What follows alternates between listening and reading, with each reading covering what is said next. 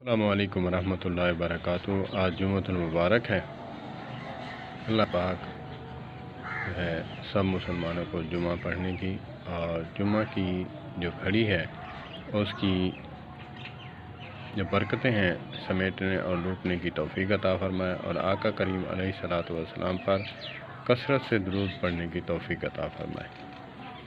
ایک شخص نے اذان دی تو جب آیا اندر تو اس نے کہا کہ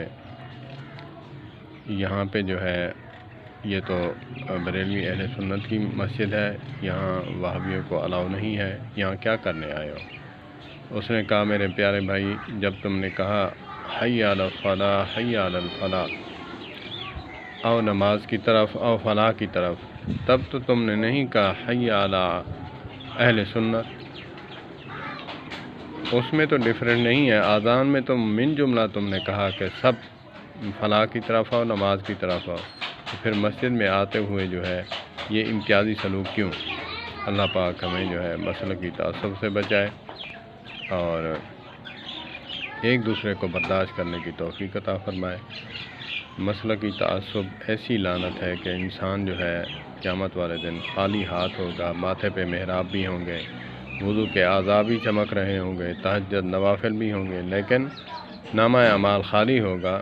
تو آقا کریم علیہ الصلوۃ والسلام فرمائیں گے ہیں تو میرے امتی لیکن ہاتھ خالی ہیں، تو یہی ہوگی ہم مسلمان تو ہیں لیکن آپس میں جو ہے مسلمانوں کے ساتھ ہی نفرت تعصب رکھتے ہیں جیسے کفار کے ساتھ رکھنا چاہیے۔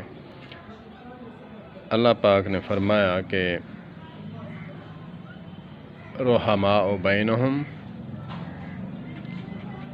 اشداء علی الکفار رحماء بینہم، اور اللہ پاک فرماتے ہیں کہ مومن کی صفت یہی ہے کہ وہ اپنوں کے ساتھ محبت اور اغیار کے ساتھ نفرت، الحب للہ البغض للہ۔